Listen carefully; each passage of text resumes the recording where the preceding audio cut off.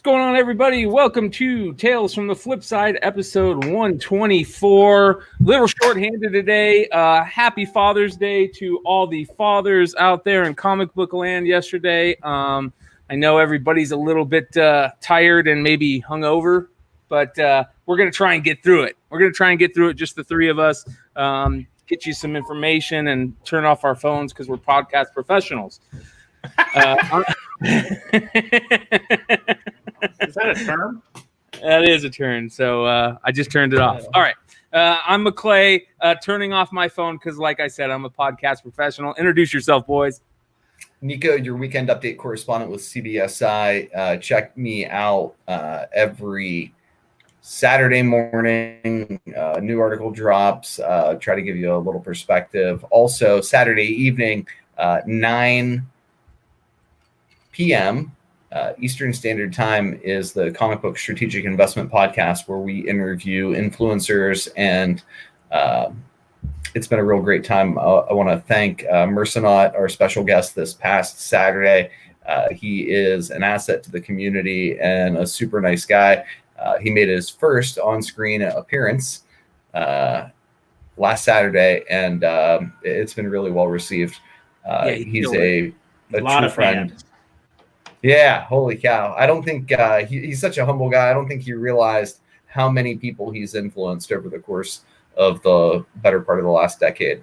But he's been real influential. So that was an honor. And this Saturday, of course, we've got Jesse James, the comic book legend. And I would have used Maverick. Yeah, definitely Maverick, because that fits him very well. It's going to be an awesome interview. I can't say enough for the Mercenaut interview. Like you said, Nico, he's got a lot of fans, including myself. It was a lot of fun. The Jesse James interview is going to be fire. Make sure you guys all tune in for that. Nico is killing it on the interviews, and we can't thank him enough. And also thank you for all the guests that are checking it out. So, yeah, June 27th, next Saturday, at 9 p.m. Make sure you guys catch Jesse James from Jesse James Comics on Weekend Update with Nico. Jon Z here with way less cool stuff to say. I do some other shows on occasion. Just took a break this week because it was Father's Day, so I do most of that on Sunday. So week off. This is the only show of the week, so I'm gonna have to be on point tonight.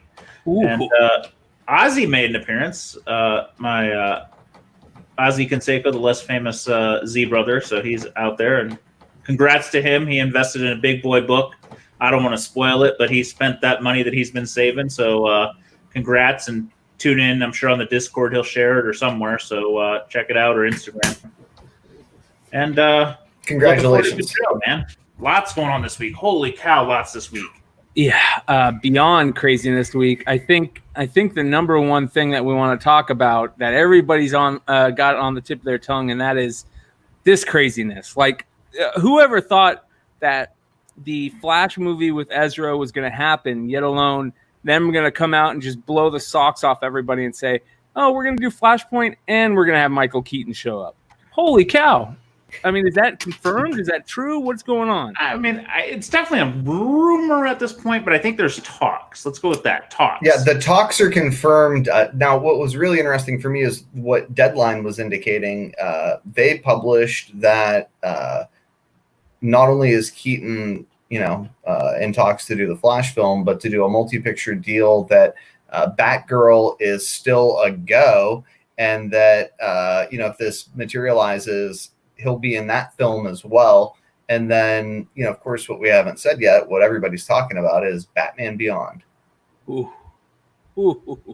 That could make every fanboy that it will turn every fanboy that was pissed off about the X-Men movies into fans, because, like, if you think of like what the fanboys want more than anything, it's X-Men and then Batman Beyond.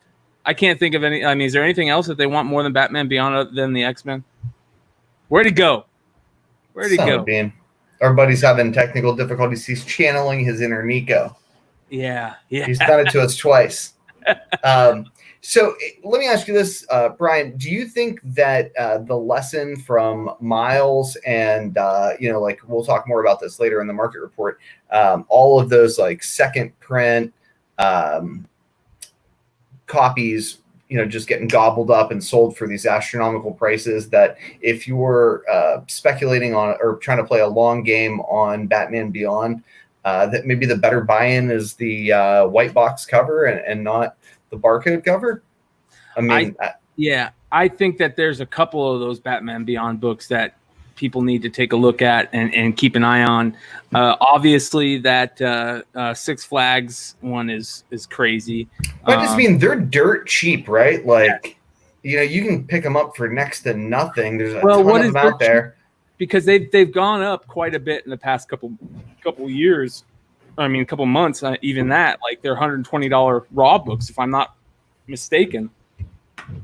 We were just talking, John, to catch up. Is the lesson? You're the hour man. I'm the 2-minute man. Apparently, all of a sudden, my internet is stuck today. Yeah, that's what my failed the objects of my failed romances called me. So maybe we also have that in common.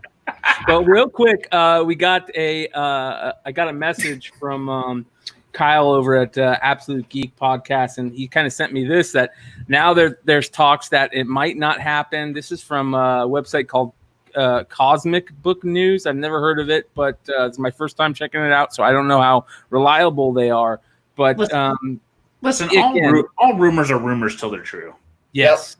Yep. Yeah, we've got more of them too. One of which I attributed to these guys. This hobby lives on rumors. I mean, the spec cycle is 12 minutes almost now. So it's like, here's some news. Here's some news. 12 minutes, right? Here's some news. Yes. And so I don't know. Honestly, if Flashpoint gets made, that's more important than who Batman is. Keaton would be awesome. I don't think he's grisly enough for that role, honestly. I mean, he can play kind of haggard and tough, but I honestly like Jeffrey Dean Morgan, who has talked for a long time, a little better. He can play a little.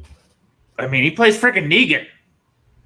What if Michael Keaton just played Batman, the Batman Beyond Bruce Wayne? That I actually like. Well, that's the only Batman Beyond he can play, and for the record, he's not big enough for that one either. But I'd let it go because he's absolutely right. I mean, I think other people have already forgiven it, but I mean, I remember hearing stories from Tom Holland on set with him and be like, every once in a while we'd be sitting shooting and he'd break scene and just go, "I'm Batman," and the whole fucking cast would fucking lose it because I'm Batman.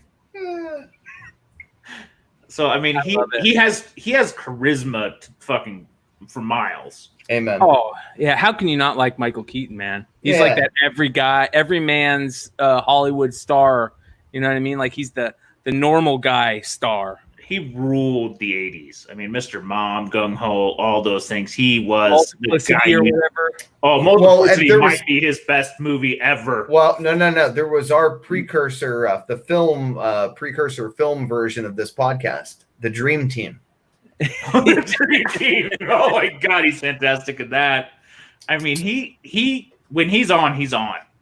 Yeah, he is tough, and I would love to see him do any Batman again. I think it would be amazing. I don't think he's haggard enough for Flashpoint.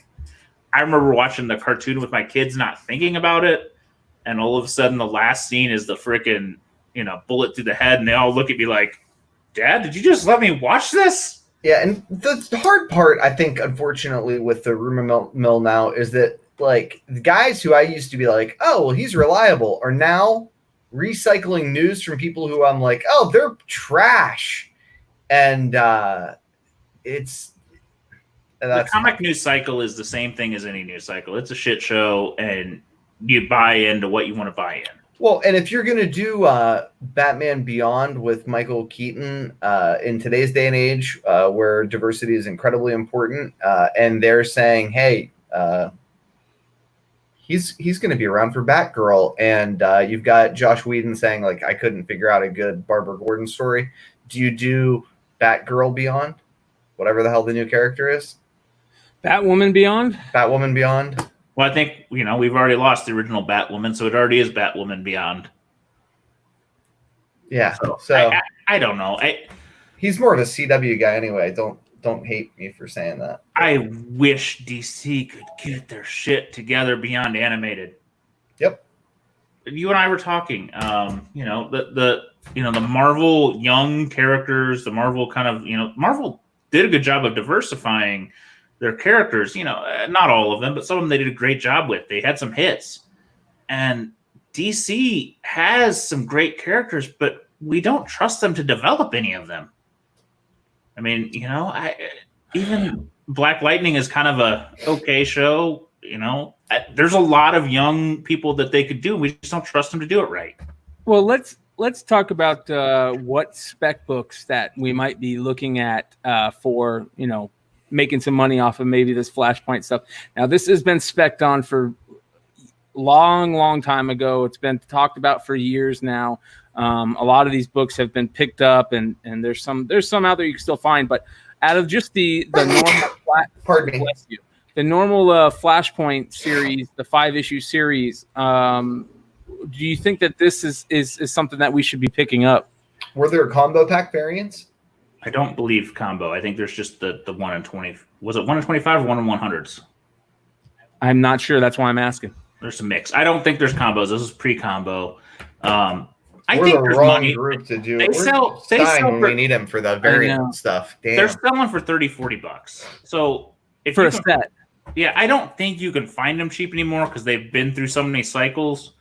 But if you've been holding them for a minute, it might not be time to might be a time to cash a couple out. What about this book right here? I've always liked this book. I know it's this is Topper's saying this is the first true Flashpoint. Yeah. Flashpoint Batman. Yes.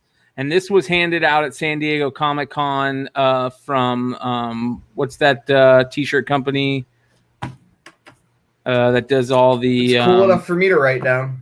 Yeah. Anyways, this was handed out at San Diego Comic-Con one year. I don't know if it's still the case, but be careful on this book because this book was available on a website for a long time. And you could have bought a lot of copies of it. So just be very careful with this book. It's no longer cool enough for me to write it down. Yeah. But I don't know if it's still on that website or not. I doubt it. I mean, there's been so long the spec cycle in this book. Graffiti. Yeah. Thanks, Emiliano. Yeah. Big shout out to Emiliano. He it is Graffiti where you could have bought that. That's who had the book. But again, this is if this is considered the very first Flashpoint, first appearance, it's got a little bit of value on it. They probably printed a ton of them and couldn't sell them all, and that's why they were available on their website. But yeah, this is a wraparound cover. The other side has Zoom on it, so that's kind of cool. Is it Zoom in Flashpoint or is it the other one?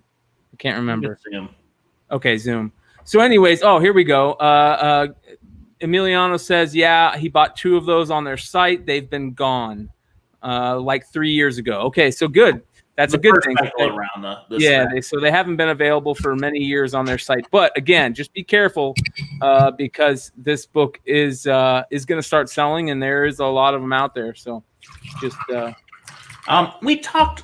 I just want to throw this out there. We talked about the movie and casting, and is it Michael Keaton? Is it Jeffrey Dean Morgan? I think we should be more worried. Does Ezra Miller actually make it? Isn't he in some hot water for stupidity? They could recast the Flash even. I don't think so. I think he's got his hands too far in the cookie jar because I know he's part of the script writing. He's also. I never thought he'd survive it. Do you think DC would just say, "Take your writer credit, walk away"?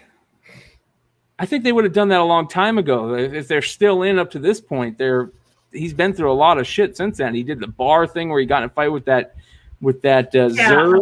I mean, Snyder got 80% of a movie shot and they replaced him. 90%, whatever, man. Yeah. You never know. You never know. He's not an exciting Flash to me. I thought he was okay. I wasn't excited about him when we first started seeing the images. I liked him in Justice League, though. He was a pleasant surprise in Justice League. Maybe one of the few things that was good. But I could see a lot of people being worried about him playing that character. But you never know. I mean, Flashpoint is such a good story that it could totally redeem the DC cinematic universe. Yeah, but they'd have to put a lot of eggs in that frickin' basket, and they're so bad at that. Well, we know that Henry Cavill is in on Superman for however long, so Henry Cavill could show up in there. I do like that they were smart enough to say, hey, let's sign on for some deals. Let's not commit to a Superman movie. We haven't done them well. We know they want him for Black Adam, Shazam. Yes. I mean, I think The Rock's like, if you don't keep Henry, I'm fucking out. Yeah, he's the perfect Superman, in my opinion, up until this point. I don't think there's been a better casting as Superman. Even I know it's heresy, but I even think he's better than Christopher Reeves. So, yeah. Wow. Yeah. Bold words, my friend. I think Christopher Reeves is too good guy, good boy. You know, but it was the 80s, though. Yeah, it was the 80s. You're right. But anyways, I love Henry Ralph Cavill. gets a bad beat for a bad movie, but that's here nor there. Yeah. But he wasn't anyways, Superman. Yeah, Flashpoint stuff, gonna get crazy, you know. Yeah. Could we see Crisis stuff? Steve Horn has a great comment. Don't forget he actually appeared as the Flash in the CW Crisis on Infinite Earths. Yeah, that was amusing. I like that. Yeah, and that's when they've taken the clips of Ezra Miller talking about this film. Again, if all of this stuff has any basis in fact, the script he's talking about drafting is one where there is a multiverse. What kind of debt, like honored debt, do we owe Marv Wolfman? Right? Like Blade, thank you. Eternals, thank you. Here comes Crisis on Infinite Earths. I mean, he legitimately, decades and decades ago, wrote the stories that we're now the benefactors of. So I like those books. I try to pick them up dirt cheap because they are available dirt cheap. Not all the time, but at cons or wherever, particularly the key issues, if they're high grade, and just store them away. I think that's the story that could change everything if it was told on the big screen. Well, I know we want to move on. I just want to say one more comment that JJ did that's great. Yeah. DC could honestly throw Grant Gustin in Ezra Miller and no one would complain. Nope. That's their out. Now, I think he's too happy at Flash, but if they wanted to get out of the Ezra thing, he is sitting in the back pocket with an easy out, and everybody would be like, I'm not really mad. Cool, let's move on. Yep. All right, let's get into some other craziness this week, and that is the Batman cover for 93. A little bit of anger about the cover, considering it shows Joker chilling in a theater, which harkens back to the Aurora, Colorado shooting. I think Nico said it best, and I'm going to kind of let him continue on that tear where you talked about, like, what were they thinking? Like, well, I mean, John was like, privately, he's like, let's not even talk about it. I don't even want to give it the 30 seconds it doesn't deserve. And I felt that when he said it. I'm nobody who wants to like censor speech, but this defies common sense. Here we are with a traumatized America in the wake of civil unrest and COVID. The comic industry somehow, against all odds, has rallied together, and Time Warner DC decides to go to this point of trauma in our community where somebody who was mentally deranged, going by the name Joker, killed people in a theater in a city in Colorado. It's just the most senseless. During the Dark Knight. Yeah, just the most senseless, bizarre decision on behalf of a number of people at DC. I don't think they thought about it. I think it truly was just nobody was thinking it. And I don't want to be we're so many like traumas past it that if they had to trace everything that's went wrong and how a cover could relate, it's just timing. You could miss some. It's just timing, dude. It's an ugly time to how long do that. Was that cover made? I don't know. I was remember telling you, remember the Batgirl? Remember Yes. the Batgirl? And everybody and their brother's like, release the Batgirl. Yeah. You know what I mean? This is different, and it's just insensitive. And you'll certainly have people that'll be like, free speech, and like, as an attorney, let me try to explain what that really means. The government censors people's speech, and I will with my speech, not by the book. Yeah. That's There we go. That's enough. I'm not going to buy it either way. I don't love talking about it, but I can see how they missed it. I don't love. Yeah, I don't know. I don't see bad karma, bad juju. I don't love it. I'll be blunt. I don't see how they missed it. I see them. I literally see them thinking of any way that they can to throw something on the cover to get more sales to help the Times. This is the exact opposite. I'm with Nico on that. Like, I don't know how this got by, and I know some people in the chat. Even TJ is like digging deep there. But to be honest, man, I don't think it is digging deep, if that's what he meant by that. And the reason why I say that is because he's literally sitting there, with a gun in his hand, like in the theater behind him. It doesn't look great. We could be wrong, but you're right. You're right, TJ, when you say, are we supposed to remember every tragedy and try to weave around them all to not hurt feelings? You're right. I get that, but it's just the timing. The timing seems a little off. If we weren't going through all this craziness in the country right now, and I just don't think. Anyways, we'll move on. Let's go on to a good cover. Yes, the Bruce Timm. Let's show that one. Oh yeah, what a beautiful cover this is. This is the man at his finest. Oh yeah, this is beautiful. Like I don't think you can get much better than that. Let me go ahead and do this even better. That is gorgeous right there. Amazing Spider-Man, the Bruce Timm variant. When is this supposed to? What's the word on this book? Anybody? Nico, you put it on. Nobody knows the ratio. No one knows the ratio yet. Just released. Okay. Wow. Anything shy of a 1-for-1, it's going to be hot. And even a 1-for-1, it may get some legs. Yeah. Bruce Timm. Yeah, I'm in. Bruce Timm's a master of his craft. I mean, it's good girl, but not like ridiculous. Because he just has he has his own style that nobody else has. Yeah, the animation, the old school animation kind of look to it kind of helps, I imagine. It was the D or H or F cover. So I think it's going to be a high ratio. Yeah, so it does not appear to be a store, TJ. So we'll see. No. We'll see where it gets announced.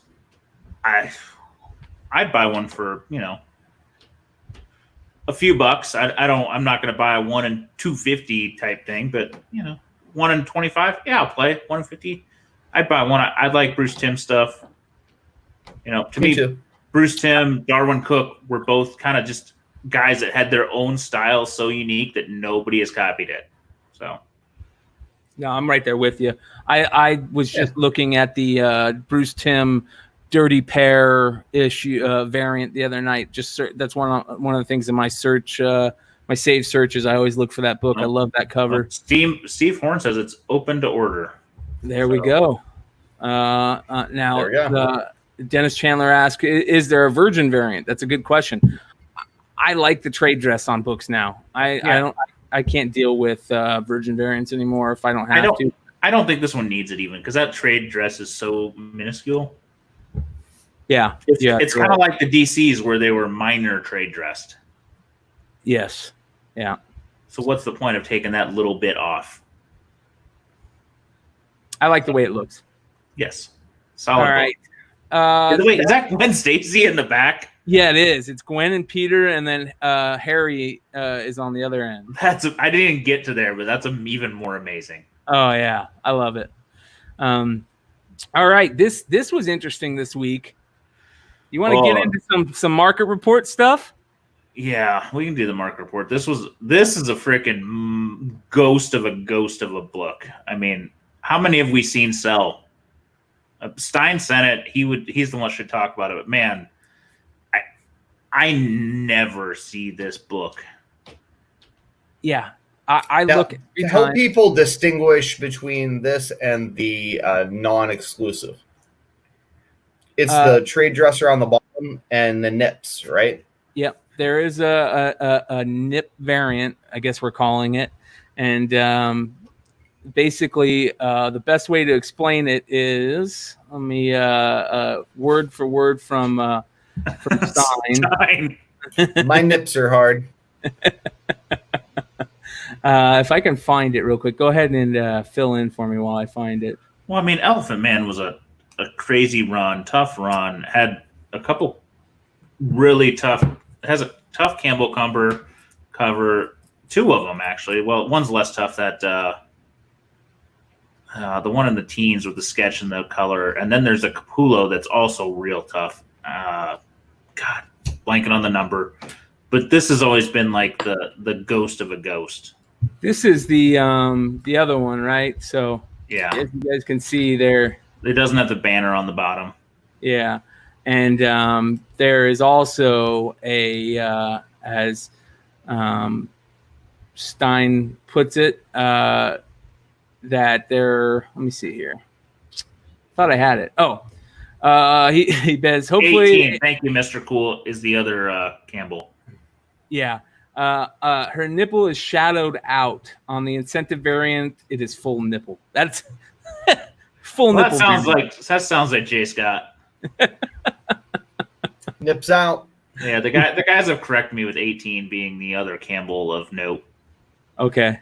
Yeah, 18 is the one where if there's a black and white and a colored version, and usually it's on the back. So make sure with the Elephant Men books, you look at the back cover, because sometimes they'll have it flipped over and you won't even notice it's that issue until you look at the back cover. I found one that way. I was so excited. Yeah, very cool. But yeah, let's get into some of the market report stuff, since this is kind of taking us there. What do you say, Nico? Yeah, sounds awesome. Should we? Oh shit! Damn it! What? Nothing. I just realized I lost my other monitor. I'm gonna get it back on so I can read my notes. But go ahead. Okay. Listen. I got color printer at the office. I got all the notes. I'm ready to roll. You tell me what you want. I got a 20-page outline. We'll never get through. Let's start with Miles, because I mean he's the topic of the week still. Okay, all so right. let's start. You can't go to the CBSI page. You can't go to any spec page without Miles. Though I will say, I feel we were all a little bit right of it deserved to jump. It's pulled back a little, and that's kind of what we all said is it went a little crazy. It plateaued a bit, and it settled at a nice number. So yeah. What settled at a nice number? Ultimate Fallout 4, the regular, or the regular is the one I saw more of, but this one's actually I think the best value right now. It's confusing because of the 5 below packs, and we don't know how many are out there. We don't know if it's a true 1 in 25, but I gotta assume there's less than original. But 9.6 sold on the 18th for $28.50. If you go back to 5.6, so 6 weeks ago, it's $1,300 book. There have been sales anywhere from the low 2000s to a spike to $32.50 on the 13th.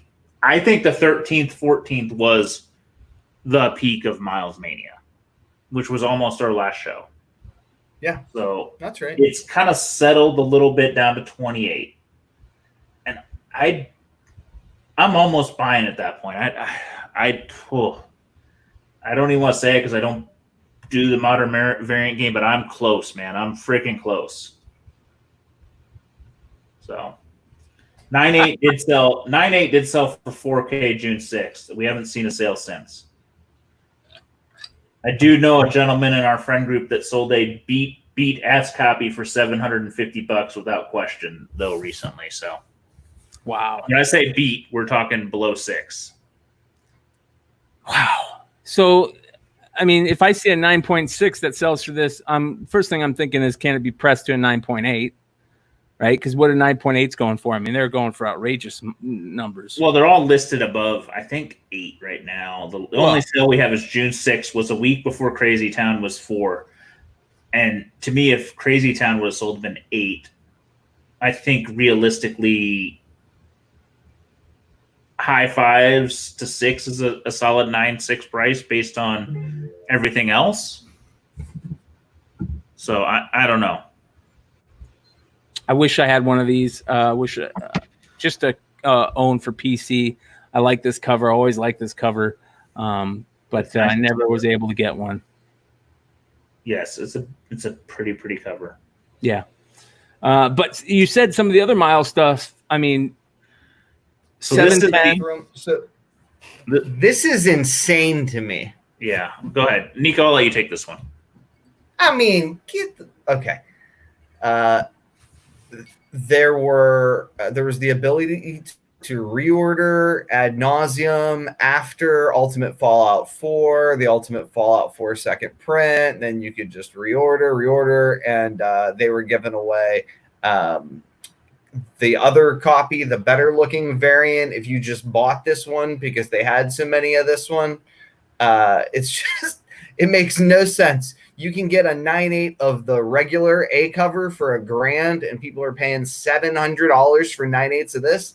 What it demonstrates is what I was talking about earlier, that I think, unfortunately, we have people who are, they're not as sophisticated as like the esoteric comic snobs that watch this podcast or are selling these books. It's sad, and I think somebody's going to get real upset in the long term buying this book at this price. Yeah, go the other one, because the first print sale, because to me this is nuts that the first print fell to $930. The second print hit a high of 730, 710. I mean, that's such a small spread that it's insanity. It's insane. Yeah, these are not and the better second print sells for less. Oh my god! The other the white one's around 3 or 350 maybe. Yeah, which makes no sense. So I don't. It at least has a unique cover and like better art. I'm not going to claim I know where this is going to shake out. I do feel like the first print has settled at a reasonable price point. I thought 14 was high. I thought it would settle around 9. I'll settle at 1,000. Anywhere in that range seems fine. This book's a monster. The print runs less than I ever thought it was at 70K. But the second print, it should not be jumping quite this high. I think reasonably it should probably drop back down to that 3-4 range of the white one, right? If I were a logical human. Absolutely. The problem with comics, and I'll say it all the time, is that unfortunately, I was trying to explain this when I was on Mel's show. It's like I'm past being good at predicting the emotional decision making of the modern comic market because I'm just a little too rational about it. You get hit that sweet spot where you're in the groove and you can kind of see it, and then it's gone. For me, it's gone. But it is what it is. Yeah, I don't know. Miles is the new modern blue chip. We all talk AF-15 being the king. For modern collectors, this may become the king. We thought it was Harley. It may be Miles. So, yeah, crazy. All right, let's get into some of the other craziness. Let's do this. Oh, you jumped past the other one I thought we were going to do, but okay. Which one? Let's do the peach. Just because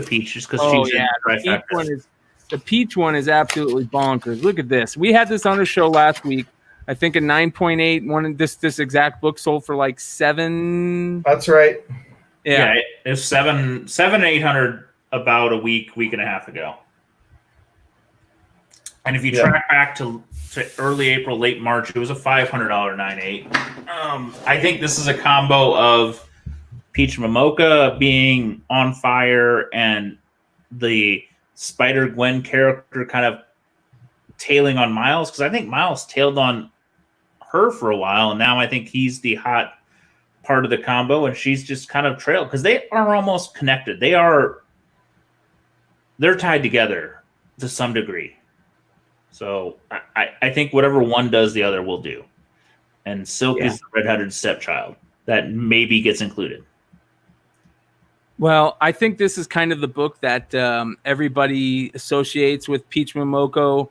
This was the book, I think, that caused her meteoric rise, or started her meteoric rise. So I could see people, flocking to this book if you're a Peach Momoko fan. But you're right. I think it's also the Spider-Gwen stuff. Spider-Gwen stuff is going crazy too. I see Silk being that redheaded stepchild for a little bit of time, but eventually that's going to go crazy too, I think. One of the things that we still haven't heard variant. One of the things that we still haven't heard much of is that that Spider-Woman show that they were supposed to do. Whatever happened to that? Wasn't there supposed to be some animated show with Gwen, Silk, and somebody else? Jessica Drew, Carol Drew. Yes. Yeah, I just think they're reassessing, man. Yeah. Well, if that ever happens, I mean, books like this are just going to go. I think Jessica Drew is going to be left in the dust at this point. Silk and Ghost Spider-Gwen are more interesting characters. Whatever happened to that Ghost Spider name? Does she still who calls her Ghost Spider? Well, I don't know, but she can't be Spider-Gwen. That's a silly ass name if you're trying to hide your identity. Yeah, you're right. You're right. Great point. Great point. All right. Peach Momoko stuff still going crazy. Super happy for Peach Momoko. Super cool person, it sounds like, and she's reveling in it right now, and that's very cool. Especially to see a young female creator get some due. So, a gentleman with a name I will not say says you could buy Eternals 198 for just under $1,000. I don't love that in his investment book either, so I don't love either of them. So yeah. I'm net neutral in the whole comment. I don't like either of those books. Yep. Deno said today, baby. Deno Papas. Did you guys do pickups yet? Not yet. At the end. Fuck yeah, let's go. We're doing the market report, but we will jump in. Okay. Oh, Peach Momoko with the 1 in 25 rare variant, CGC 98, man. Yeah. Peach craze going on right now. $1,025 when you probably could get this for what, $10 back in the day? Oh, that was a book that we all should have probably been on and thought, 40. Oh, why would we do it? You remember when we all said it just looks like crayons and it's never going to catch up? Yeah, boy, were we wrong. Yeah, it's not working out. I think it's because we're over 40. We can't fucking make judgments anymore. Hey, I bought a Horizon 1 Peach Momoko variant.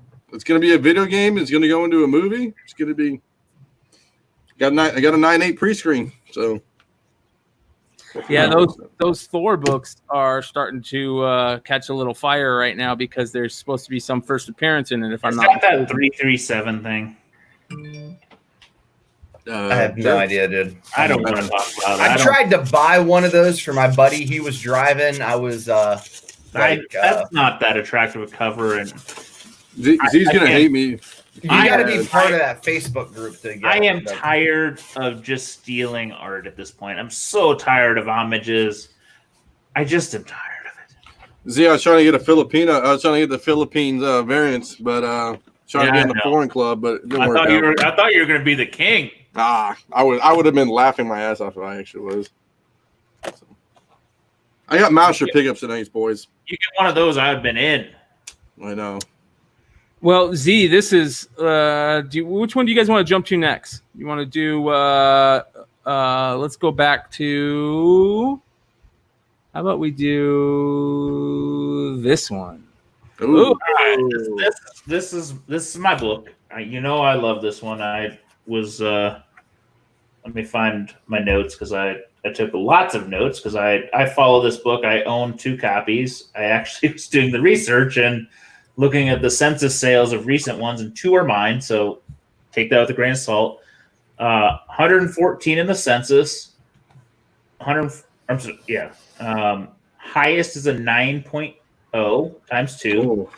Goes down real high. We've talked about it before. The back has 2 collectible cards that get cut off even. So there's a shit ton of greens / incompletes. But the highest kind of recent sale I could find was 2019 of September. A 7.5 went for $6,100, which I think is a freaking value. What was it again? 7.5 for a what? 6,100, because there's so few that have sold. I mean, what's like when you get to like 7.0? Nothing is sold in a decade. Yeah, what's like 7.0 and above? How much is the census on that? Do you know? Less than 20, probably less than 10. I didn't write it down. Yeah. I bought a 5.0. This is mine, so I take a grain of salt too. 29.28 in November of 18. It kind of tanked a bit, and in May of 20 there was a 4.5 for 1850, 4.0 in December of 19 for 2,500. So it's up and down. 3.5 for 1,500 in 2020 January, 2,000 in August 18th. So this book is all over the freaking place. I bought a 1.5 in April of 19 for $1,000. This one says it's a good plus. I could see it getting a 3. So at $1,200, I think it's a solid purchase. I just think the market doesn't know where to end on this book. And there's a lot of presentation value on it. So I think it's a good purchase. It's not a steal. Wait and watch, because I think the Marvel family has some fucking room to go. Because Black Adam fucking as The Rock, let's go. If The Rock can't revitalize this franchise and make it crazy, I believe.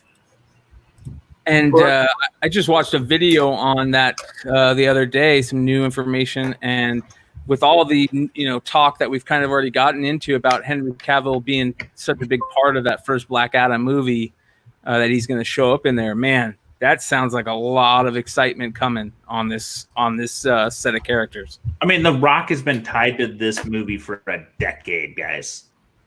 For him not to move on means he wants to do it. He feels he has a great story. I mean, the man can do any movie he wants and go anywhere he wants, and he wants this character. Yeah, I like this book. I've not been willing to sink the cash that Jon has in it as a property, although I've been tempted a number of times.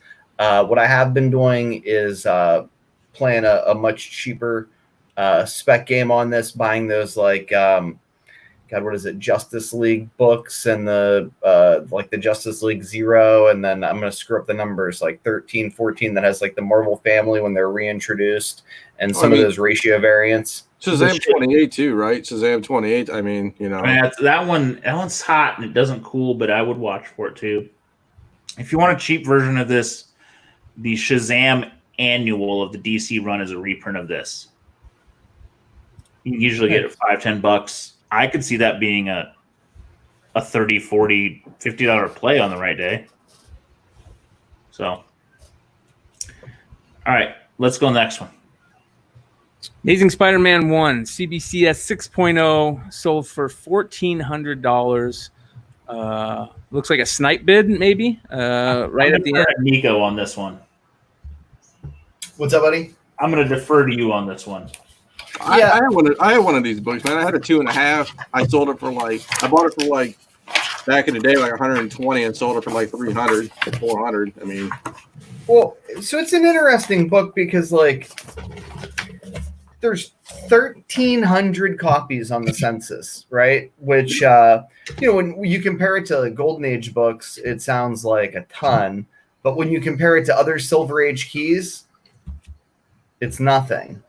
Well, and it's thick 72 pages. Yeah, it's super tough and high grade, and demands big bucks in high grade.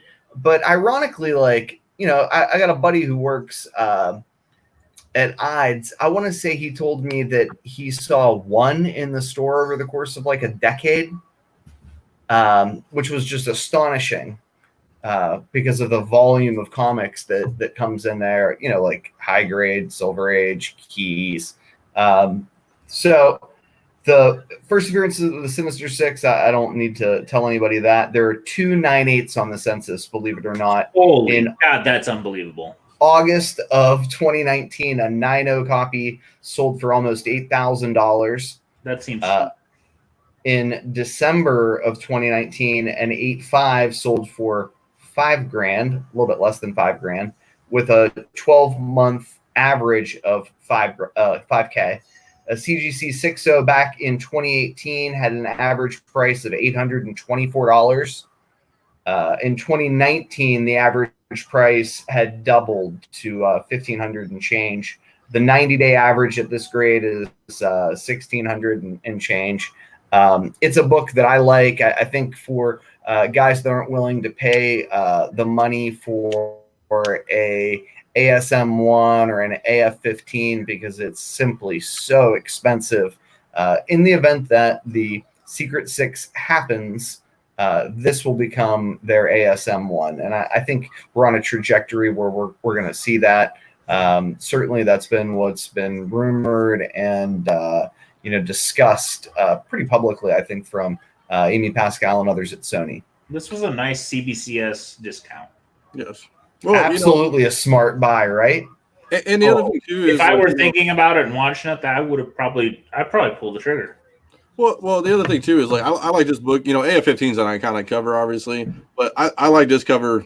The cover's badass on this. It's got all the characters on it. It's got Spider-Man doing an action thing. It's got some cover appeal. No, it's a good book, and great buy, whoever bought that. I hope one of our fans did, for love of God.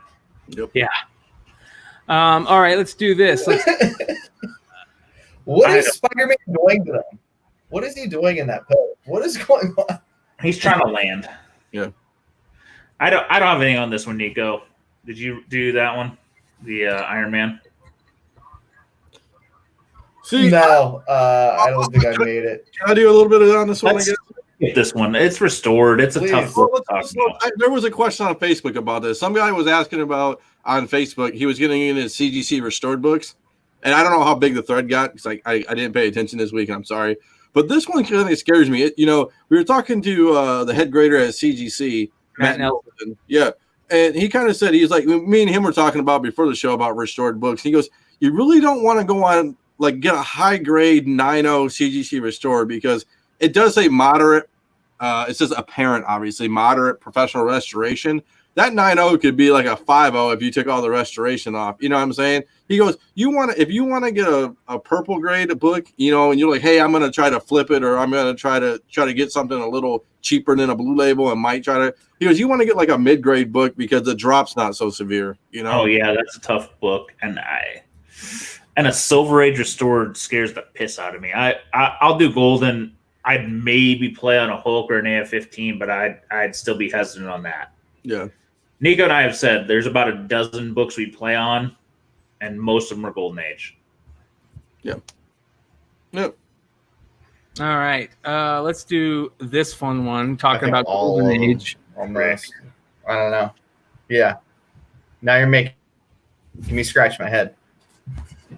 Who did this one? Nico did, but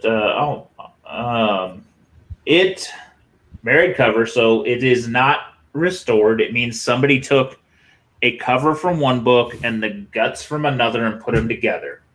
There are two of them that are 1.0s. 49 blue labels this book, which sounds about right. This is early tech. I mean, we're less than 10 from the first appearance. Hugo Strange, big villain.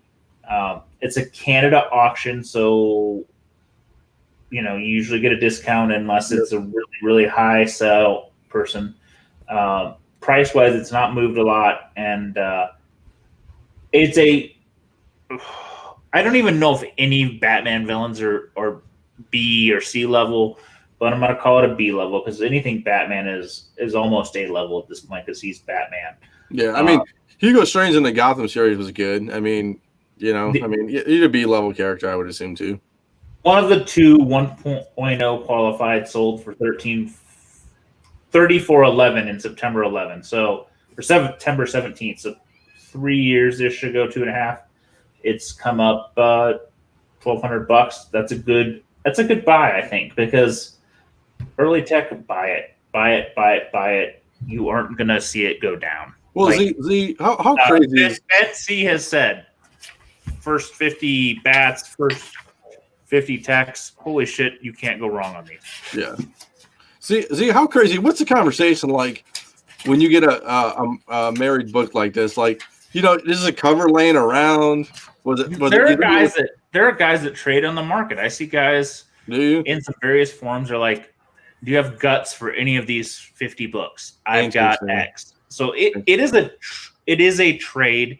Okay. Because people find coverless ones all the time. A centerfold or a cover are the two most valuable pieces. Yeah, which I understand that, but how many people? You figure a book's destroyed or find. How many just find a cover or something? You know what I'm saying? It's just weird to me. Like, you mean you did a lot of. But if you find the cover though, what if you find one without a centerfold, incomplete? Yeah. Versus getting that centerfold, what would you pay? There's a huge value jump for that. Yeah. No, I don't get that. I totally get that. You would pay half the value of the book maybe because you're gonna get 2 times the value or whatever, 3 times the value. It's just interesting to me, people who just have covers laying around. Because me and you've been to a lot of cons, Nico's been to a lot of cons, we all been to a lot of cons. How many people have seen this is a cover of a book? I've never seen too many, Well, did we throw the Sensation 1 on here? Yeah, not yet. I didn't research it. Actually, here's a fun one. But it's important. I've been watching a book that we didn't include. Tally Ho, First Frazetta. This one, right? A graded cover, $49, and I'm like, it's not a Frazetta cover, but it's the First Frazetta book. Do you want it? I'm sorry. So we're going through. This is the next one. This is one. What you were looking for, Nico? Well, yes, yeah, Nico, I just got distracted. Yeah, no, and John, to your point, no, but for maybe $50, I don't know. Maybe. For $50, maybe. But this is kind of a copy of it, right? And this is the example of what these ultra mega key books can do. Here's a coverless copy, repo cover, 2K. We've seen the same sort of impact with Hulk 1s. In fact, I think we've seen Hulk 1 sales for more than this Wonder Woman #1. And I'm sorry, it was a Wonder Woman 1, not a Sensation. I apologize, but yeah. Well, Nico, it's like that one that Schomburg cover I showed you that looked like it was a complete book, but it was coverless. Oh yeah. Read your auctions, fellas. Read your auctions. How do they sell this as coverless and then show the cover? That's why they want to show in a coverless though. So in this in Nico and mine's description, they need the eye appeal. Yeah. We were looking at a book. It said the cover is just for entertainment purpose, or so knowing what the cover is, the book contents, which is weird. Like me and Nico were like, what was a $5,000 book, Nico, or something? It was a what the hell was it? I'm trying to think, a headline 5 or something. It was some sort of monster. And Deno sends me the link. I'm like, dude, it's coverless. He's like, it's what? Yeah. eBay sellers are notorious for being creepy. Yeah. Can we go taken down? Can we go to Catman next? Is that wild, dude? You want to go Black Cat? No. Well, we can do Black Cat, but I was going to go Catman. I'm trying to find it over here. I'm sorry. There you go. This one. It is a Hitler Tojo Mussolini cover. Yep. And so we talk rarity. There are 24 in the census, 23 blue. This has been a key for World War II collectors for close to 80 years now. Yep. And 24 graded tells you how freaking rare this book is. there's a lot of sales. I highlighted one. This is a 2.5 that sold this week for $2,600 in November of 18. We're talking 18 months ago, 20 months ago. A 5.0 sold for 28. So a 2.5 has almost eclipsed a 5.0 in 18 months. Well, that's crazy. Yeah, I mean, you got to think about this. And this is a nice 2.5. Well, yeah, and let's go back to I guess when it comes to these war books and stuff like this, or things that have Hitler or Mussolini or any kind of stuff like that. Sometimes, boys, buying a coverless book that's a war book that has a great splash page can get you about the same amount of money as a full book too. Like I've seen guys who have like splash pages of Hitler go for big money. Well, as too. So I mean that's a good tip for people. If you're always looking for like discounted books or coverless books, look for splash pages that have great splash pages on the front. So. Oh yeah, he's saying Canadian. You're right, Canadian. So 19. Yeah. You're right. Yeah. I apologize. I got distracted. So it actually surpassed the 5.0 significantly. This was a monster sale, in my opinion. Yep. Tells you where Catman's one of those books that like the hardcore collectors talk about, and I never understand, but I think it is a pure rarity. It's like Centaur. Yeah, and I think the names add. I think the names add value, in my opinion. It's like history, man. I like it actually on this one. It's not like it's like it's like nicely done, nicely sigged. It's like it adds a little character to it. Yes. It's not my favorite book from the run, but hell of an auction. Holy crap! Let's go to Black Cat because okay, we know I love that book. My source and point of shame. Do you want to tell them what happened to me? Nico and I were talking about this book for the entire 10 days of the auction. Mm-hmm. Like, he's like, should I buy it? I'm like, I don't know. Do you want it? He's like, yes. I said, it appears nice. I mean, it's split. Yeah. I actually, when I read this auction description, I had to ask, was this the copy I sold to our friend in Kentucky who comes to IndieCon with a briefcase of cash? Yep. And I decided it wasn't because I remember mine had a big 5-cent in wax pencil on it. But it's the same description. It's complete, but the cover spine is split and detached. Yeah. I sold that one 2.5 years ago for $1,100 or $1,200 cash in hand. Yep. This one is the same description, no writing on it. It's a little nicer. And I remember that hurt you too. You were hemming and hawing on that one. It hurt. I wanted a little more, and he didn't want to go, but he had cash, and sometimes that makes you go, "Yes, sir, I'll take it." Yep. So $2K. I told Nico he needed $2,200 to bid. I told him $2,200 to win this book. He is like, I don't know. And then the last maybe hour, 45 minutes, we're on the phone, and I said $2,200, and you go, "I'm going to buy it." You got a call and got distracted with I got a call. Matters. Yeah, I got a call from one of my friends whose father died. And I'm like, I can't bid on this auction. It's it's over. And I was attentive to the phone call, and maybe another one will come my way. So see, I thought you were going a different route there. No, it was like I was just like, well, I mean, I've been a scumbag at times in my life, but I work real hard to not be a scumbag today, and my base level of kind of okay. Like that terrifying tales. I got the same way. I got distracted and I missed that one for a pretty decent chain. I mean, yeah. I figured I got redemption today. I'll tell you about it in pickups, but I got redemption today. You'll get redemption. That's how I look at it. So just some sales data. A 1.0 sold in August of 19, so last year for $2,450. This, we could argue it's going to be a 0.5 or a 1. I don't know. CGC is a little wonky on these real low grades. A 2.5 in May of 20, so real recent, sold for $3,480. And a 3.5 in 19. There were two sales, both in the 4,400 number. So if you're going to buy into this book, it was an okay price. Like literally, I told Nico all week, I think my number is 2,200. So it's a slight bargain. Yeah. I don't have a problem with that.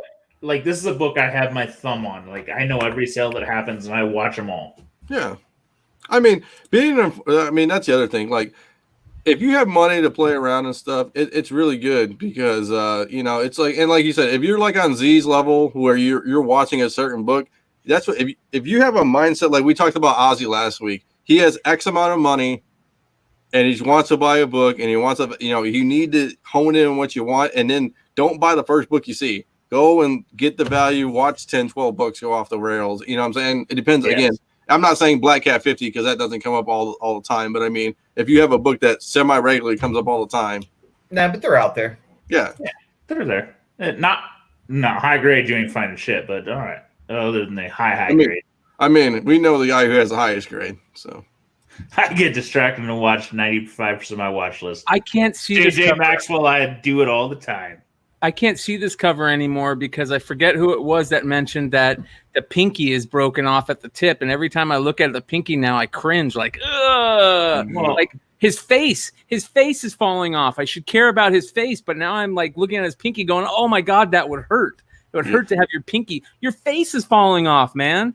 So I can't. Brian, it's because you own the only cover I may classify as better. Lord of mercy. I mean, and that's debatable, but it's the only one I may consider better. I've never seen one come up. I mean, besides, I guess, not on eBay, like Heritage and other places, yeah, but not on eBay. Just so we know, Brian has a punch 12, and we should punch him 12 times when we see him. Yep. All right, what else? We got any more we want to talk about? Or yeah. I want to bring up. There's some modern stuff I want to talk about real quick because this right here is crazy. Oh. Yeah, I mean, raw. $1,000 raw. It was 9.6 probably. Yeah, might have gotten a 9.8. I don't know. The pictures weren't perfect. Yeah, as our friend Leg would say, it's a 9.7, 50-50 where it goes. Yeah. It was a good buy for whoever. I'm not $1,000 in on one Star Wars character, but if I was, it would have been one. I was watching it. Believe me, it was tempting, but I'm like, I'm not spending $1,000 on a freaking modern book, even if there's only 1,000 of them. Now, I'm going to be watching the Disney Plus shows, kicking myself in the ass, and I hope whoever picked it up slabs it and picks up a 9.8. Well, I mean, if it's a 9.6, you overpaid a tad because, I mean, they sold this month for $700 and $800. If it's a 9.8, you got a deal.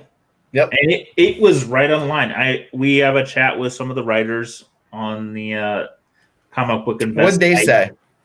And it was a total split. They're like, it's a 9.8, 9.6, 9.8, 9.6. So it is truly a 9.7 to me. Like, pictures weren't great. Let's be precise. Yeah, where does it land with a grader? Who knows? But if maybe you're a gambler and you're just going to buy it, and if it doesn't look good, you're going to send it back. We could see it again. Yeah, I still need one. I don't know. I mean, if I'm a modern player, I might play on it. I don't know. Yeah, this is a book that I would play on. I would have bought this. When's the last 9.8 sale? It's been a while. Hell if I know. I mean, so if it's a 9.8, to me, it's a 2K book, right? So that's a gamble you take for $200 upon a 9.6. All right, let's go on to another Golden Age classic. Oh shit! This one I thought was going to end a little lower. I did too. It jumped. There's been 2 raw chambers that have been up the last 2 weeks, and the earlier one, not this one, was in substantially better condition. Sold for a little bit more money. I want to say like $2,200, maybe $1,000 more actually, but substantially better condition. I think this one was probably closer to the value. What do you think? $1,000, Z? Well, the thing that's interesting to me, it'll grade better than you think. Well, there's a big piece missing. Yeah, but the piece is missing in the least important part of the cover. Correct. Because at first glance, you almost don't notice the piece missing because I didn't notice it until you actually pointed it out. And so the important part of the cover looks fantastic. So this is a complete eye appeal buy where it may grade in that 2 to 3 range. The rest of the cover looks like, in that mid grade. So it's an intriguing buy. You buy for the look. Like, there's no monster creases. There's no fade. I don't think it's a terrible price. Yeah, what's interesting is that Chamber 23 has been on a downswing. You want the GPA data and the please. census data? Hold on. Well, I see 72 blue labels, which is, Harvey books are not rare. Ironically, only one restored copy on the census, 2 CGC 9.2. So 5.5 sold in March of 2020 for $2,600. A year prior to that, in March of 2019, for $3,300. CGC 6.0 in March of 2019 was almost $4,000.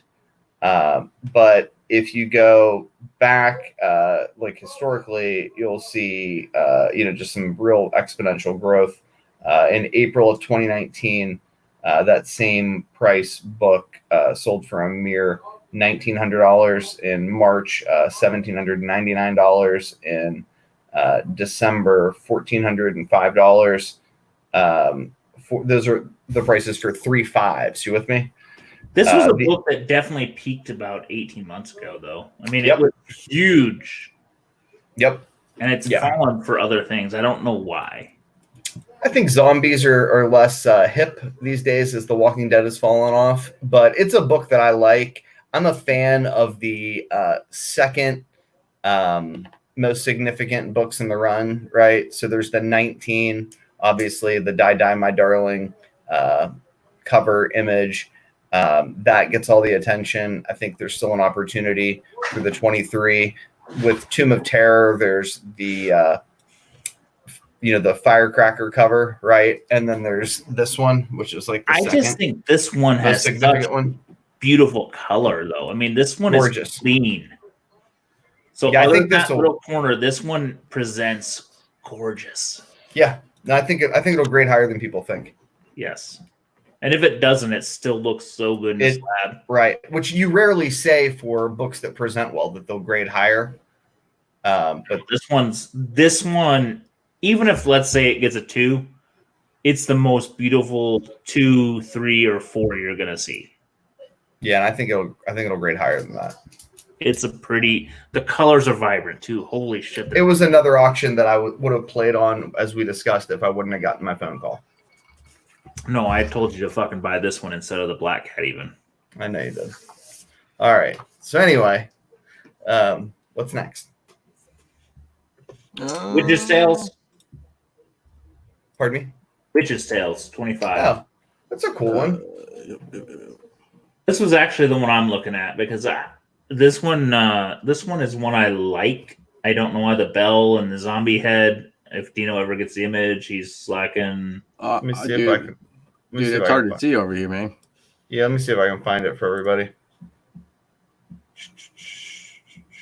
It's a very good, sold for a little over $1,000. Shame on us. I don't think it's uploaded. Yeah, you son of a bitch. All right, it's the zombie head in a bell. Yeah, it was a solid price. A 4 sold for $1,400. This looks like a solid 3 or 4 for $1,000. So I love it. Well, can we talk about this one that we do have an image for?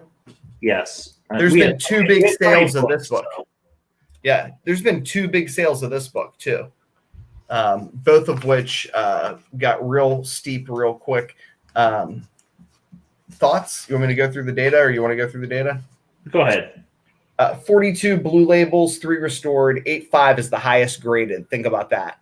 This is a 54 book too, so it's a little later.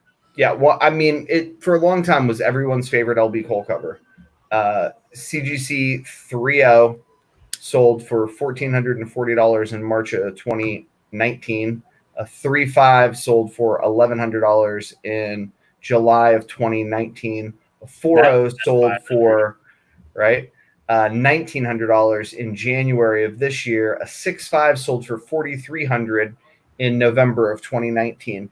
It has not seen the explosive growth that a lot of these other covers have. I love it, but I don't know. Maybe people don't like zombies in space or dead astronauts or whatever the hell it is. It's very Mars Attack. It is. I want to see it.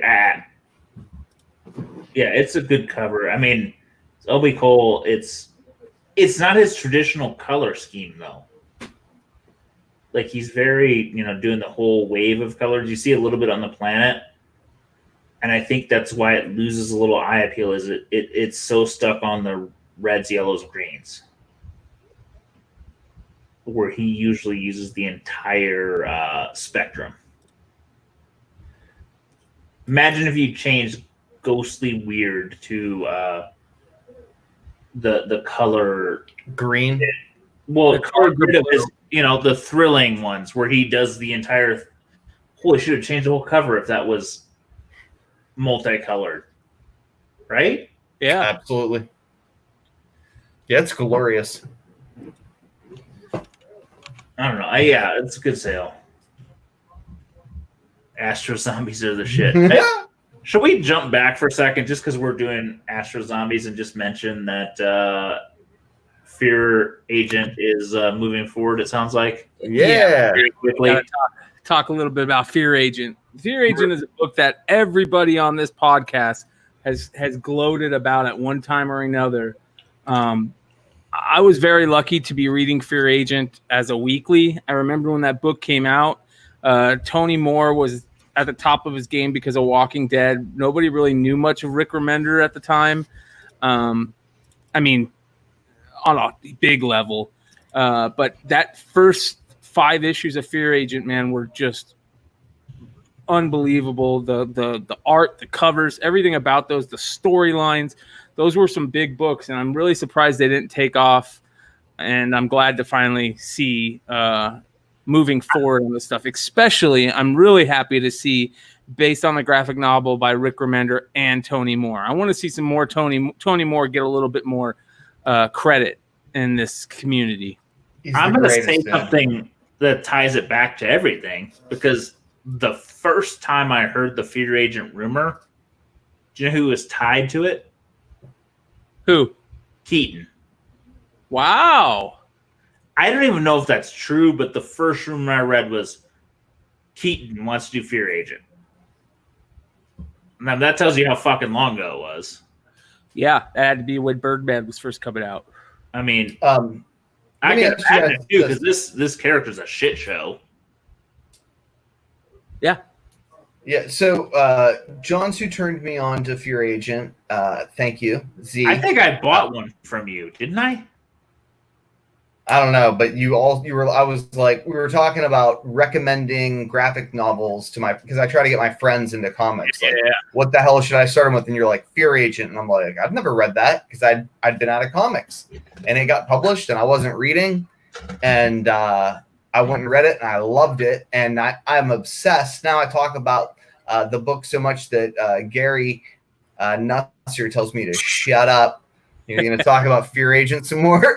Yeah. And I'm, again, rarely bullish on modern books, but it's one that I really hope succeeds. My understanding, isn't Seth Rogen attached to the TV show? Yeah, I've heard Seth Rogen attached to it. I don't know for sure. Real quick, though. Read it in the library edition, man. The I was about to say the compendium. library.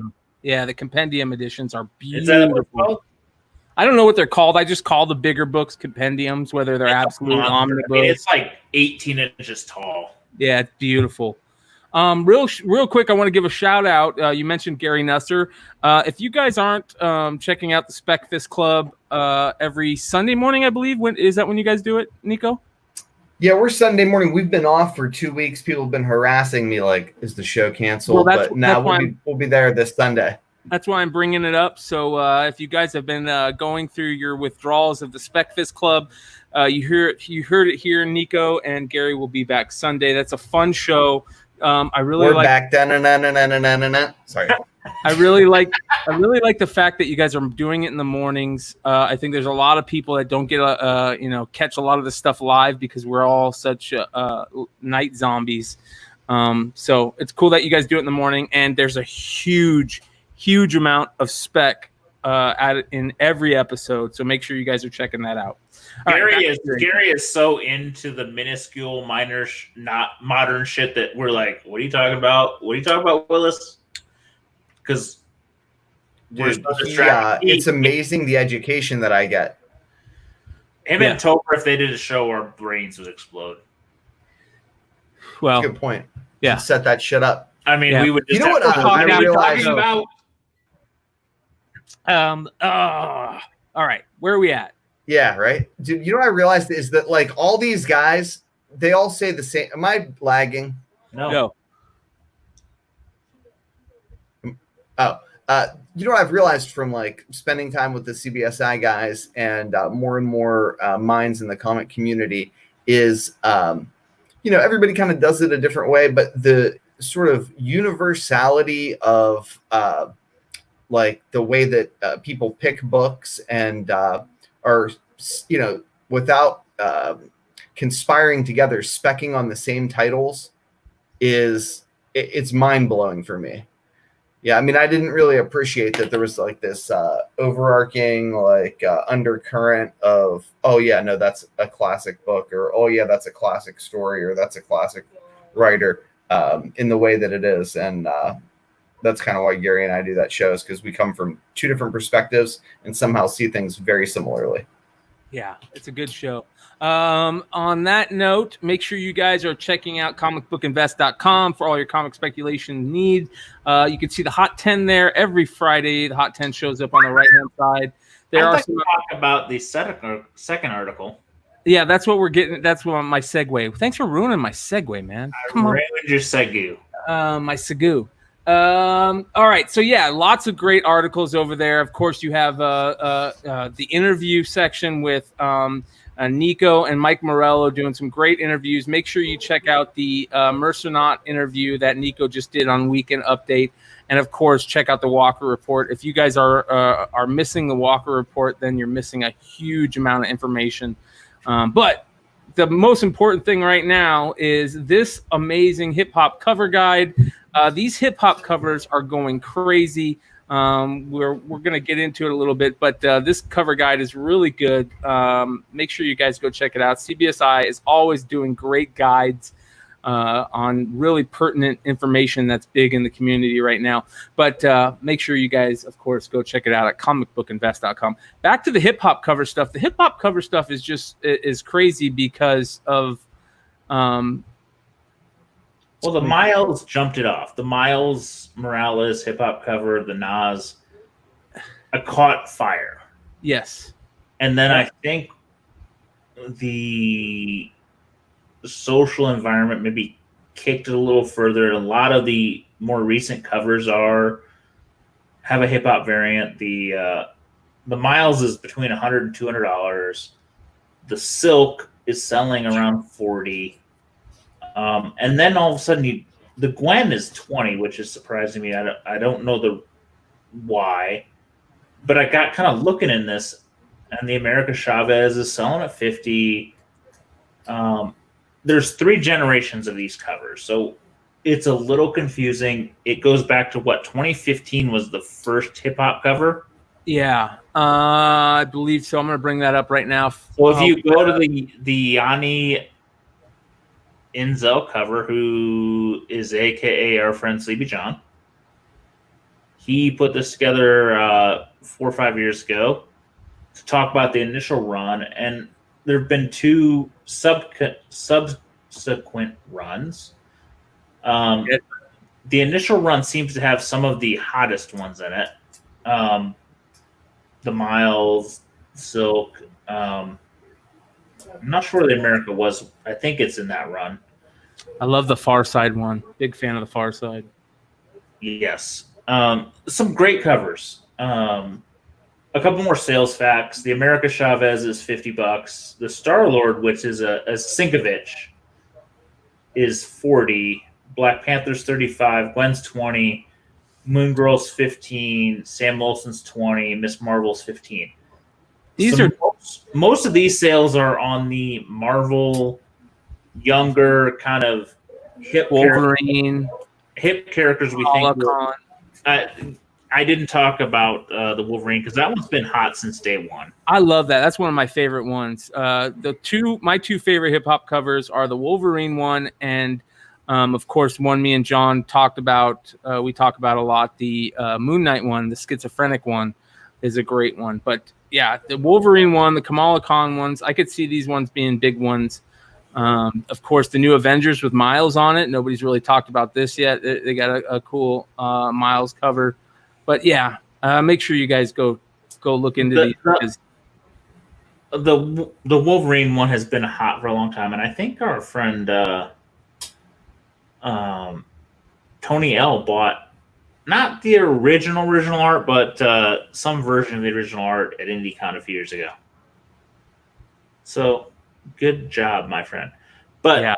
So the 2015 run was the most kind of frustrating to comic shops. They had were those qualifier variants or qualifier variants between 125 to 175 of the previous issue. So, Kamala Khan was an issue 1, but you had to buy, I think, 150% of the A cover from what you bought of issue 16, which was the previous issue, and then you could order all you want. So if you're an average comic shop, to add 50% of an order to an order all you want variant, you're sitting with twice the shit you don't want.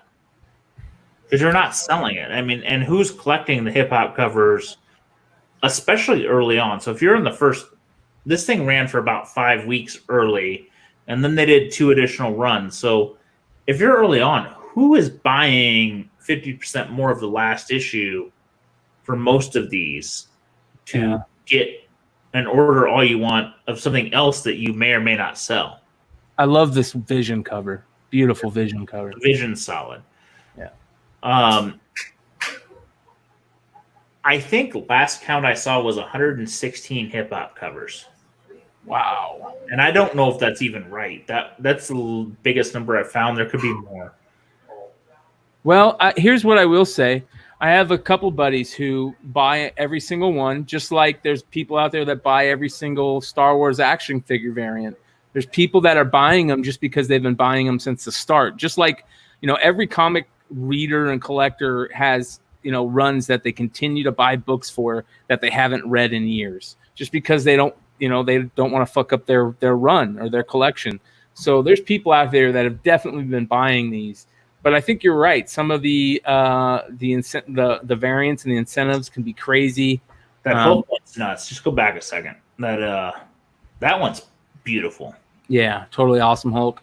So is this one right here. This Spider-Man #1 is a beautiful one. So I did a little sales digging. I'm not a freaking master at this, but from what I observed, most of the recent sales are on the young, who might appear in the Champions or Young Avengers series. But there are a few that stand out as unique. The Star-Lord is Sinkovic. Ooh, that's a great one right there. And nobody really cares about Star-Lord, but the Sinkovic's beautiful. The Spider-Gwen is cheap. The Spider-Gwen is a $20 book versus the Silk, which is $40, or the American Chavez, it's $50. So I think she must have had a better number to get in. Silk Rick is personal favorite. So. The Moon Knight. The Moon Knight to me is a underrated. You can get that for $15 or less. You should buy them because they're hard to find too in the wild. Gorgeous. We were talking before the show, and to me, there's 2 that are intriguing in this original run. The Deadpool #2, which is of all things, Vanilla Ice homage, is a 1 in 100. Now, Deadpool at 1 in 100 is a safe gamble for most retailers. They can probably sell most of that, and it's been a hot book forever. The other one that run, which I don't even want to talk about it because it's a shit show of a book and a shit show of a property. But the other 1 in 100 of all of these hip hop variants is Inhumans, which you're on right now. Sugar Hill Gang was a 1 in 100 of all new Inhumans 5, not number 1, not number 2, not number 3, number 5. How many are out? Good luck finding that in the wild. Who the fuck bought it? And this is a beautiful cover. I love that cover. I love the color. I love the space aspect in the background. I love the well, if you're a hip hop guy, it starts with the Sugar Hill Gang, right? Yeah. And I love the black borders. It's just a beautiful. They did such a good job with that. It's not gonna resonate with if we're buying it for the, the social awareness all of a sudden of the new characters. But if you were trying to put together the hip hop set, I knew a shop owner 5 years ago that thought this is going to be the hardest one. And 5 years still, it's probably still the hardest one because Deadpool, people ordered Deadpool to the bejesus. Inhumans was a shit title then. It's a shit title now. Nobody ordered that many. Yeah, but the hope is because it's the Sugar Hill Gang, that's where it's going to mean something serious to hip hop heads. Yeah. Right? I mean, and it's all like black. Grandmaster Flash has a hip hop cover. It's a black edges. It's a beautiful cover. So there's so many in this run that are so good that even looking at the second and third run of these hip hop covers, they did a tremendous job on them, and we all look back and go, "Why didn't we buy them?" Because we didn't think anybody would take them, and we wouldn't give them away. I mean, Scotty had a whole run of these and couldn't give them away for the longest time. Oh, they were so popular. I have a few of the Moon Drill. I'm like, oh, I'm not gonna sell them now. The that 2099 is gorgeous. Yeah, I love that one. This one's cool too. The You Venom. know how many of those Venoms I've passed up? I pass them up every time I see them. Not that I pick up any of these, but like that's one I actually see a lot of. Listen, there's something going on in comics right now that I just can't believe is going on. I love that Kevin Gates album. And here's another great hip hop album, the old school LL Cool J Bad album, my favorite all time LL Cool J album. That album instantly takes me back to being 7 years old at my grandparents' house, and me convincing my grandmother to buy me this tape, even though it had parental advisory on it. And I sat down and played scratchers with her while she was smoking cigarettes. Anyways, so the Awesome. yeah. So where was I at? What was I? Well, look how beautiful that one is, Nova. Oh, there's some pretty ones. Do you remember what I was saying? No. It's cannabis. Yeah, you were talking about how there's something special happening right now in comics. Oh, there's something special happening right now in comics where the energy is so exciting back on the spec game. I mean, look at what's going on with Star Wars. Like me talking to people about these and how they were books that nobody could sell, and now everybody wants them, and everybody's running out to their honey holes. Everybody's running to the comic shop looking for now hip-hop covers, Star Wars covers, Miles stuff. There's a lot of excitement back in spec right now. There's that. I just, it's really surprising that it's happening now. I hope it continues, but it's a lot of fun to collect comics again. Like, I'm looking forward to going and digging through comics again. I'm looking forward to walking into a flea market and finding, just a box of comics to go through. It hasn't been like that for a long time. Yep. And it's like that again. You've been a card guy for like 6 months. You're like, Yeah, there's great energy. Yeah, there's great energy in comics all of a sudden. It's pretty sweet. Yeah. It's just, it's a lot of fun, man. I'm really, what the hell? Who thought it would be okay to include an Insane Clown Posse hip hop cover? Hey, man, don't get the Juggalos mad at us, man. Okay. Piss them off. They're crazy. All right. But That Action Bronson actually is funny.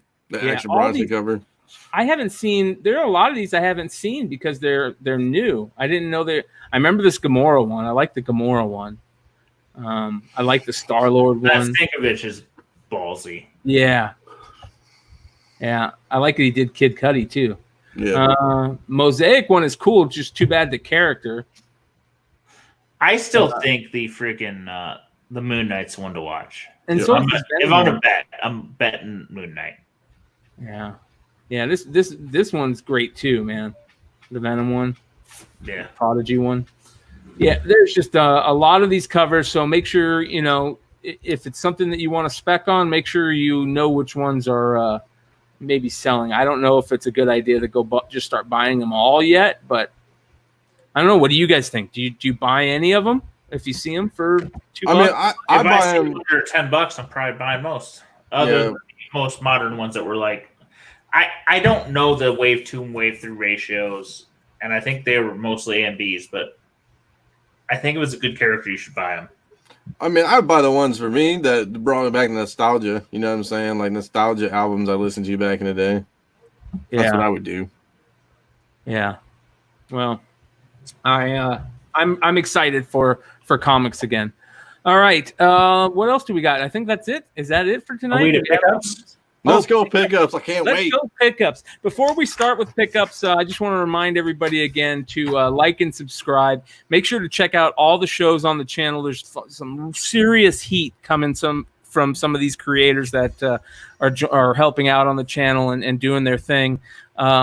Just some really good content. So make sure you guys are checking it out. We've got more exciting things to come.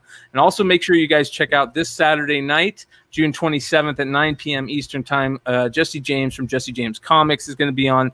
You don't want to miss this one. This guy's a titan in the industry, a really good guy, and it's going to be a lot of fun. Let's do it. Pickups, boys. Can I make a plea? Please check out 3 Comic Monty.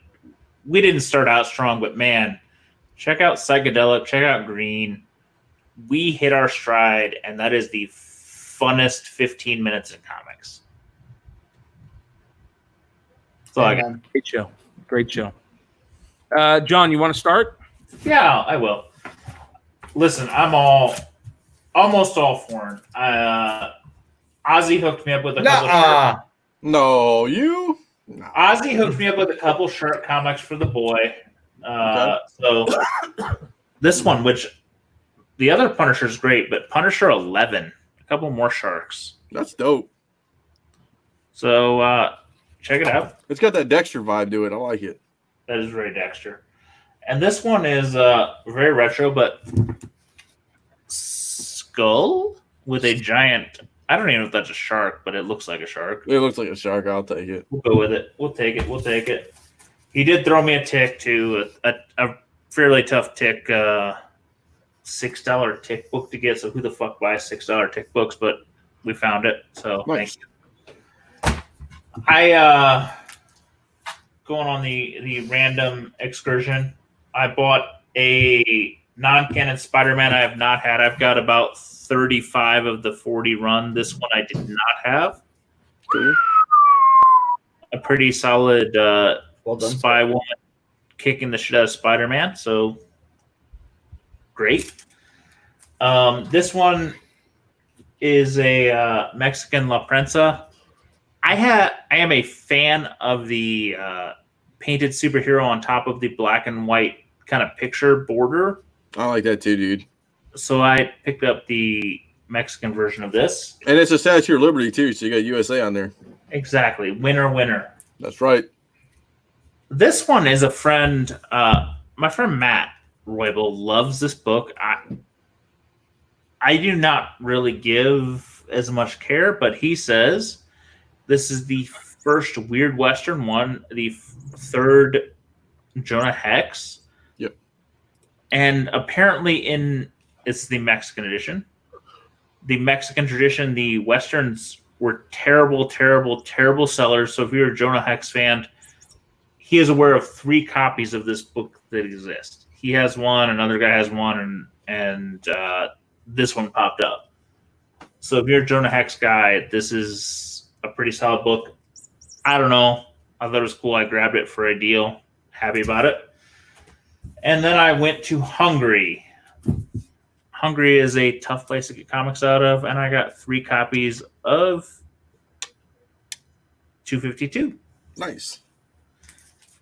I also cool. got a copy of Carnage. Nice. That's a cool cover too. It looks nice. Like it's black and white and red all around. Yeah, no, that's strong. That The is original, yes. So very, very, very happy. Traveled around the world, got some Spider-Man. So that's it. Okay. Good stuff, buddy.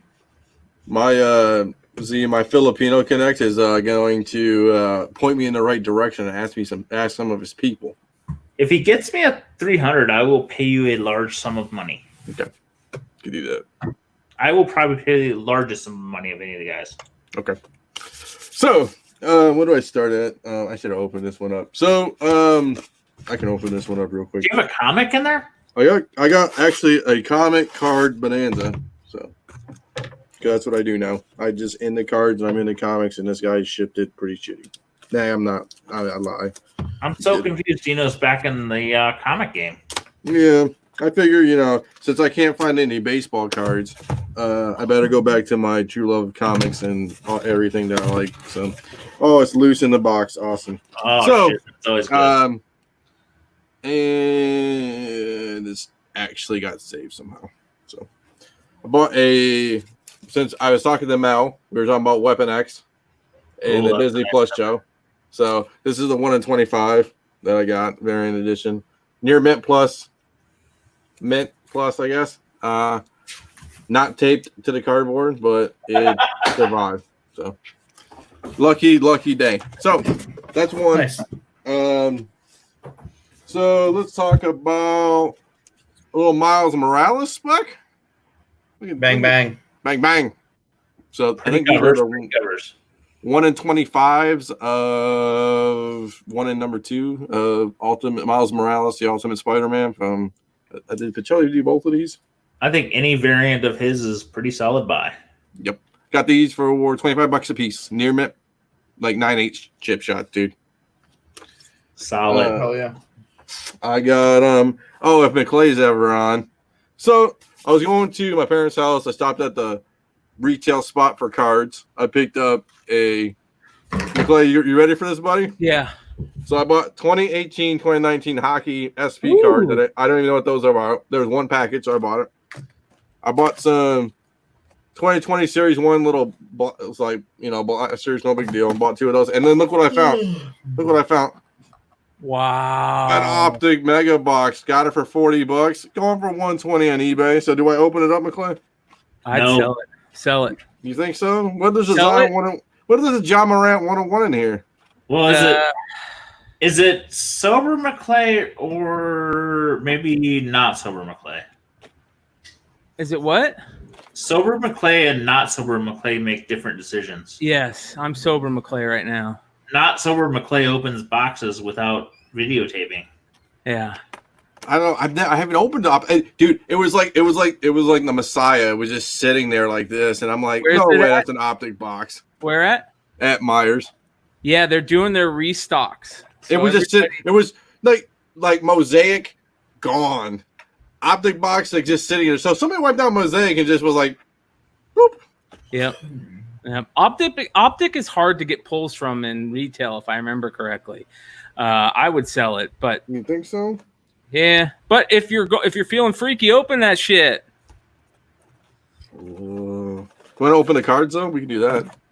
Which one's this? SP. You want to do the hockey 2018, 2019 SP? I don't even know what these are, dude. I just one box SP. Open it real quick. Let's see what's in it. Okay. So that's all I got. We'll open it up and we'll see what we get. But that's all I got for pickups. I did buy a 9/8 book that I showed Nico that hasn't came here yet. That I'm super pumped for.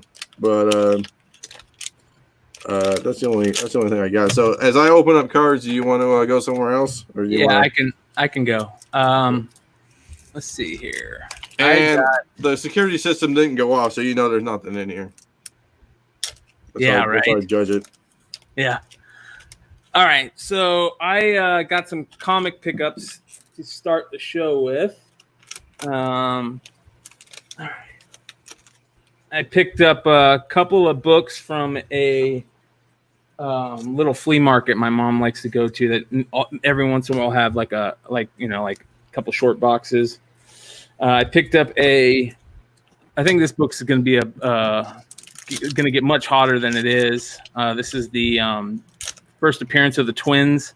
This is when she has her twins, and of course the twins are going to be a big deal in the in the show. So Vision and Scarlet Witch, number 12, The Birth of the Twins. And then this book, this is the origin of Spider-Gwen, and it's got Miles on it too. So I figure that's worth $1 to pay for. And then this one, I picked it up for the same reason.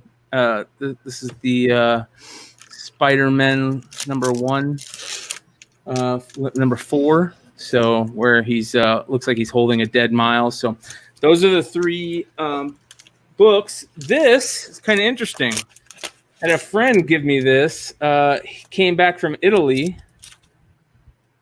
and he gave me this. So Z is off camera, but this is a Italian Spider-Man, number 493, Marvel Italia. It's kind of cool. So there's that. And then for the card people, all right. So of course, hockey netted me 0.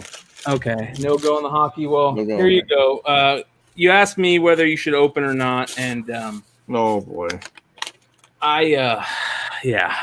So I was with my pops. We went looking for cards because that's what we do, and we found nothing. We went everywhere, found nothing. Big shout out to the Colonel who recently won one of the giveaways last week. He hit me up and he's like, "Hey, I saw a mega boxes at Target." So I went, "Okay, I'm gonna go look at all the Targets." Didn't find shit. Can't find mega boxes, and it pisses me off because the only thing that I cared about coming this year for cards were those damn Bowman mega boxes, and I can't find a single. I've not found one in Michigan, dude. So, anyways, we did find like 8 packs of the rack pack ones where there's 2 packs and a pack of like the camo cards. And my dad is just great at pulling cards. Like if he's around, you're going to pull something. And I didn't pull anything like massive out of the chrome stuff, but I got 4 colored cards out of the paper. I've never seen a red. I got a red. And it's kind of cool. It's Ketel Marte, who's a stud Diamondback, should have won the MVP, or should be in the MVP voting this year. This is numbered 4 out of 5. You can't really pick it up. Yeah, numbered 4 out of 5. Or sorry, 3 out of 5. But it's the red paper version, which goes great with the Diamondbacks. So that's pretty cool. Then I got a Kevin Biggio sky blue one. Like if you can match the colors with the player's uniform, these cards sell for more than they should. So that's really cool. Kevin Biggio number to 499. But here are the 2 big hits. Got a green numbered 17 of 99 rookie of Yordan Alvarez. Nice. Yeah. And then I got the gold numbered 24 of 50. Number 24 of 50. Bobby Witt Jr. Nice. Yeah. So first Bowman, number 24 of 50. So that wasn't bad. But that's only stuff I could find. I haven't found anything out here other than a couple packs here and there. Nothing major, so it's been kind of a bummer, but it is what it is. Hopefully one day those mega boxes will start showing up. I don't have any luck on those right now, but I do have pull luck. So if they do show up, hopefully I can get some good shit out of them. But I bought into a break, Brian, and I did. It was $100 for like it's like those like specialty packs kind of. Yeah, $100. I bought 2 of them, and I got a. I guess I'll tell everybody. I got a Juan Soto signed card, and then I got a Willie Mays plaque Hall of Fame card. Willie Mays signed, PSA authenticated. So that's coming soon. Not bad. That's all I've grabbed. All right, who's next? Nico, you up? All right, last and for the big surprise, I took your guys' advice and I went and I pulled Michael Jordan card. So Can we play the "Is this worth anything" Sure. game real quick? Yeah. No. How did it look Nope. though? So Nope. no. Nope. Okay. Hold on. No. We're doing Nope. speed rounds here. Nope. No. No. Okay. No. Okay. Nice and quick, guys. There's a big stack. No. No. This is not good, Nico. No. No. Oh boy. No. No. I mean, some of these could sell for like $5 or $10. I'm thinking. No. No. That's not I what he's remember looking those. for. No. Wait. It's okay. That. I don't care. Go back. Go No. back.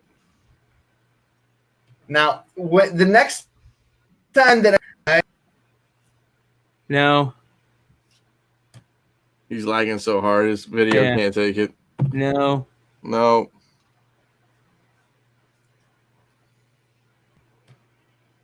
No. This is the saddest pickups I've ever seen in my life.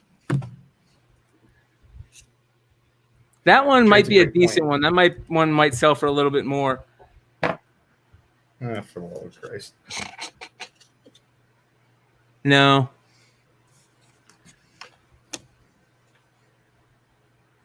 No. That's a Rotors card. I don't know what this means. No.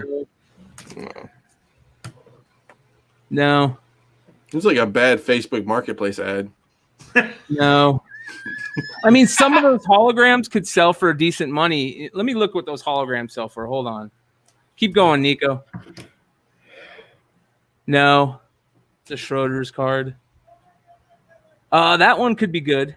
That one could be decent. Yeah, that one could be decent.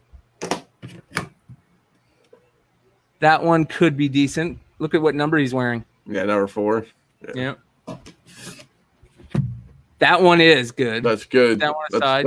That's big But money. it's not the shiny one. It's not the shiny one, but still, it's Yeah. probably sell for decent, nice little, chunk. What does 20, that 30 mean? bucks. Oh, for Well, the love of fucking Christ. Nico's Fuck thinking that. $1,000 and you're thinking I 20. do want to say this was the exercise that every Michael Jordan card is not worth $1 million. Okay, and then I already figured out the answer to this one. This shit is also not worth any goddamn money. Yep. Wait, hold on. Hold Is that on. Ric Flair? It's a Flair, baby. NWA, baby. Because you could have some of the original shit in there. What do you mean? So how do you tell if it's original or not? let me show you right now. This needs to be its own show. All Is right. that good? No. You know the answer? No. Wait, does that mean it's not good? Not No. good. Series 1, licensed by Jim Crockett Promotions, distributed by... Crockett. Yeah, the One- Jim Crockett stuff. Hold on. Let me see those series ones. Let me see what they look like. Those. No. First Like- page. Like, so that was cool. It's got Hawk and Animal. That's the first Hawk and Animal right there. That's the first Hawk and Animal right there. Well, that's good news. Yeah. All right, so you think I finally hit something with them, and then I got these wrestling cards out. So let me show you the wrestling cards that really sell. Like Nikolai Volkov. Those ones I don't always liked sell. him. I liked him, he says. Oh, this is funny. It cracks me up. So Nico called me, Yeah. and we were talking about this NWA stuff. So NWA back in the day, People like when I'm dumb about stuff. So these are the original. Okay, so these are the very first shit. wrestling cards put out. They're called Wrestling All Stars, Yep. and they were put out. You could buy them in the back of the wrestling magazines, and they would come to you like this in these sets, and they were all put together. There was 3 sets, and look at some of the prices on this stuff. I mean, just single cards are selling like in bad condition, sell for a shit ton. Look at some of the the PSA stuff sells for? This is crazy. Watch this. They sell for ridiculous amounts. I mean, just the unopened set's going for $1,200, and that's probably not even the best set because that might not even have Hulk or Andre in it. Who knows? Go to sold listings. Oh yeah, sold listings.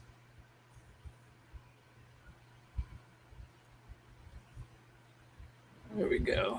So a complete set, but probably in terrible condition, sold for almost $800.